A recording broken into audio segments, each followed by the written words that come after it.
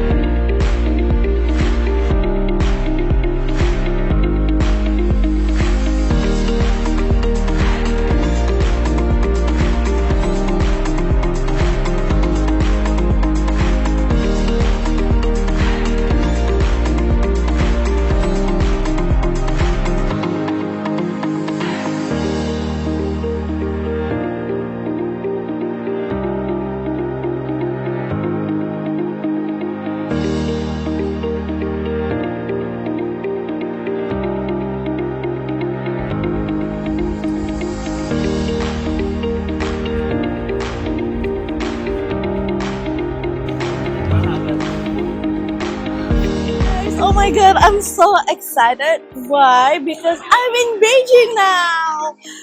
It's a May Day, jadi semua orang pada agresif banget buat jalan-jalan, buat keluar kota. Karena mungkin setelah 3 tahun lockdown kali ya, jadinya orang-orang tuh pada agresif banget buat beli tiket jalan-jalan. Kita juga udah beli tiket tuh dari 3 minggu yang lalu, dan sampai akhirnya kita bisa dapat tiketnya setelah tiket war. Here we go. Amir, hi. Hello, Olivia. Finally, we are in Beijing. Yeah. So I hope that you will enjoy here. Are you feeling happy? This is your Yeah. first time, right? Yeah. This is my first time, and I hope that I will enjoy it with Olivia. Yeah, cool. Because like his master was in Nanjing, which Yeah. university in Nanjing? Yeah. Actually, I studied masters in Nanjing Normal University. So I spent almost 3 years in Nanjing. Lovely. Yeah. Okay, so now we're supposed to enjoy our Beijing trip. Yeah. Di sini kalau jalan cepet-cepet banget. Hi Jibal. Hi, how are you? I'm good. Okay, so you're gonna be our captain trip, I will right? try my best, but I think you also. You're gonna lead our way here. Yeah. Okay. And then, what is the perfect time to explore Beijing? According to me, the perfect time is summer or spring because in Beijing there's a lot of gardens, and in summer and springtime it will be more green as compared to winter. In winter, you can enjoy snowfall and snowboarding, skating. But for me, I prefer summer and spring. Ya, tapi buat orang Indonesia biasanya mereka lebih suka kalau jalan-jalan tuh pas dingin, karena in Indonesia we just have two seasons like hot and very hot. Right? Ya. Oke, so tadi tuh kita naik Z-Train, dan Z-Train itu kayak slow train gitu. Jadi ada beberapa tipe train, ada K-Train, ada G-Train. Nah, kalau G-Train itu yang bullet train, yang high speed train. Nah, kemarin kita bayar sekitar 250 yuan, sekitar 500.000 buat yang slow train. Karena ini lagi sesi holiday, semua tiket pada mahal, dan ya udah kita dapetnya itu dan di atas gitu kan. Oke. Kamu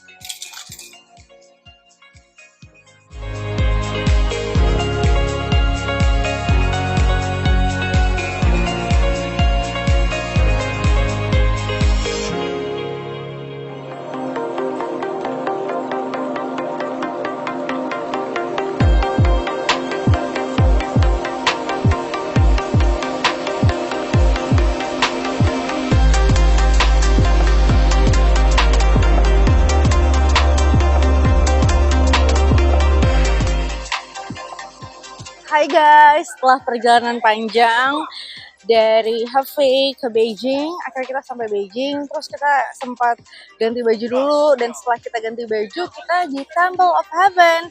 Nah, ini di gate-nya. Sekarang kita mau masuk.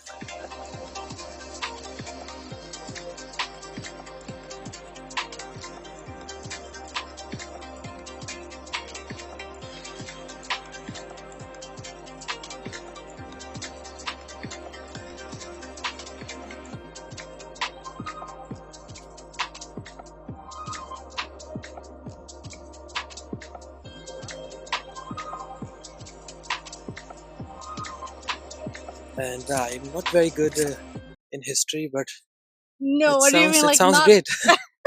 Yeah.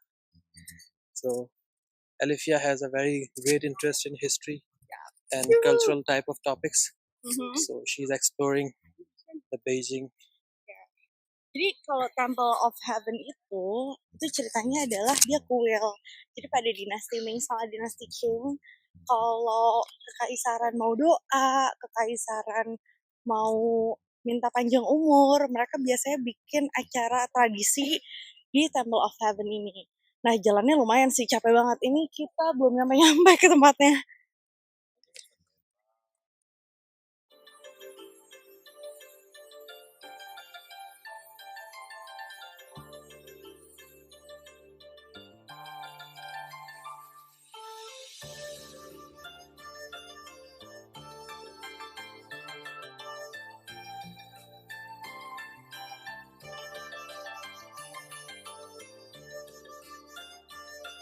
Ini foto-foto. Oh my god. We're gonna walk around here. Jadi sini tuh cuacanya panas. Makanya aku tadi pas sampai Beijing tuh agak-agak pusing gitu karena ini panas campur dingin. Tapi ini keren banget sih. Nih, lihat deh. Wow. Coba aku naikin ke atas kameranya. Lovely. Penasaran deh, aku mau foto-foto dulu di situ ya. Hey guys, so this is the Temple of Heaven. Ya. Jadi sebenarnya kompleks Forbidden City ini ada banyak banget tempat-tempat menarik lainnya. Ada Forbidden City, ada Temple of Heaven, ada Bell Tower and Drum Tower. Jadi ini salah satu landmarknya kota Beijing juga. Di Temple of Heaven ini, jadi ini sebenarnya adalah kuil. Nah, kuil ini tempatnya dinasti Ming sama dinasti Qing pada saat itu di abad ke-15. Mereka itu berdoa kalau seandainya mereka misalnya pengen minta rezeki, terus misalnya mereka mau perang, atau mereka baru pergantian dinasti. Nah, kuil ini juga dijadiin tempatnya para kaisar atau para prince untuk mereka misalnya latihan bela diri, mereka misalnya mau juga latihan belajar sastra atau yang lainnya. Nah, ini lagi rame banget di sini. Tapi bagus banget ya. Arsitekturnya bagus banget. Tipe khas Tiongkok. Nah, di sini juga banyak banget yang pada datang ke sini karena sekarang lagi May Day. Jadi banyak banget orang-orang yang mau liburan dan lihat Temple of Heaven.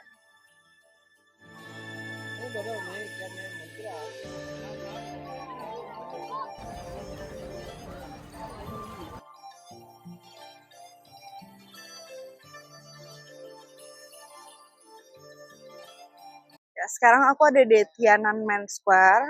Mungkin kalau seandainya kalian suka sejarah, terus suka social, politics, mungkin kalian udah nggak asing lagi ya sama Tiananmen Square ini.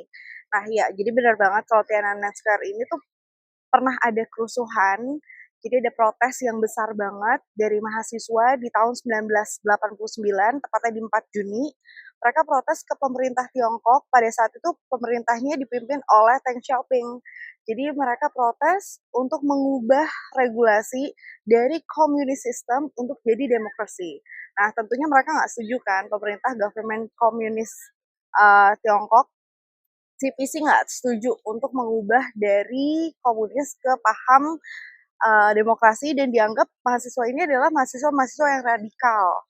Nah, akhirnya setelah demonstrasi yang cukup besar dan memakan waktu sekitar 6 minggu dengan sangat terpaksa, akhirnya pemerintah Tiongkok ini harus membersihkan Tiananmen Square ini dari mahasiswa dengan mengerahkan militernya.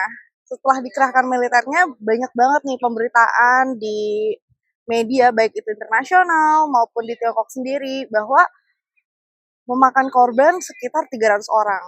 Nah, tapi berdasarkan international news yang diliput CNBC, BBC pada saat itu, korbannya tuh lebih dari 300 orang. Nah, sampai saat ini isunya itu masih sangat-sangat sensitif untuk diperbincangkan, bahkan untuk akses data informasi juga susah untuk dapat informasi mengenai kejadian itu. Nah, aku sempat ngobrol sama teman-temanku di sini, local students, gimana kalian mengenai isu ini. Nah, sejauh ini mereka bilang, oh kita udah nggak bahas itu lagi sih gitu. Itu adalah isu sensitif yang kita sekarang intinya mau move on. Kita lebih suka untuk bahas teknologi, inovasi, kedepannya China mau gimana caranya supaya China bisa jadi superpower country. Nah, mereka udah nggak bahas lagi nih kejadian-kejadian masa lalu. Kurang lebih seperti itu. Nah, teman-teman kalau kalian sendiri gimana? Kalian udah move on atau mungkin masih mikirin masa lalu? Kayak kita perlu belajar dari Tiongkok deh untuk hal-hal yang seperti itu. Nah, di tempat ini juga, tadi sempat ngobrol-ngobrol sih, kayak Jibal bilang, kalau di sini tuh mau acara anniversary, acara pemerintahan, itu pasti rame banget di sini. Terus tadi aku tanya juga, ini si Jinping tinggalnya di mana gitu kan? Nah, nggak ada yang tahu si Jinping tinggalnya di mana, tapi udah pasti banget di sini, di Tiananmen Square. Tapi nggak tahu tempatnya di mana, karena rahasia. Jadi untuk safety, security guard-nya Tiongkok, mereka nggak mau kasih tahu di mana tepatnya Presiden Xi Jinping tinggal, gitu. Oke, so, we better have a look. Waktunya kita jalan-jalan.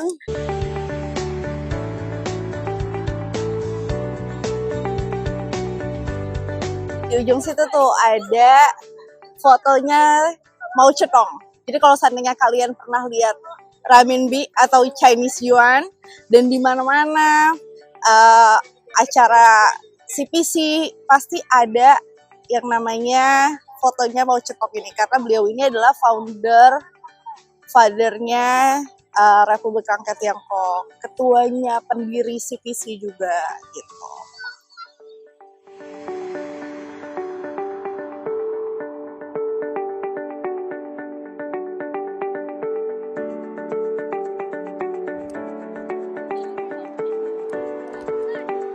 Nah, ini nih bangunan situs bersejarahnya Tiongkok yang ditetapkan oleh UNESCO sebagai warisan dunia pada 1987.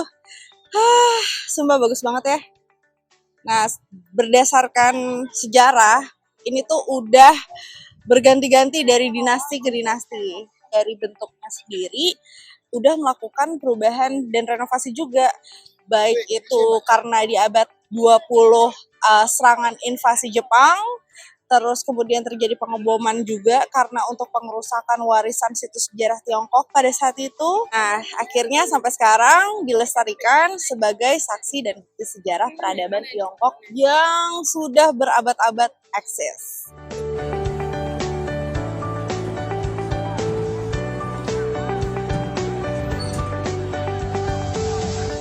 Oke guys, main tebak-tebakan yuk.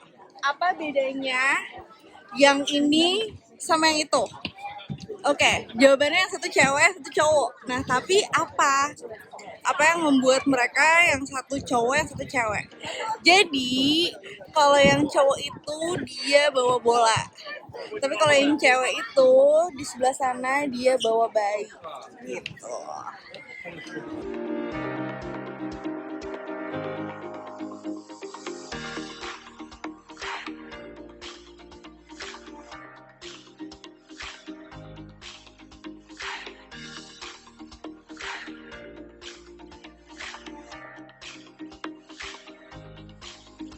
Guys, sekarang kita udah di subway, kita mau balik ke hotel karena kita belum sempet check-in kan. Thank you so much for watching. Sampai ketemu lagi di next episode. Aku udah siapin nanti mau ajak kalian jalan-jalan ke tempat lain yang ada di Beijing. Okay, see you again. Bye.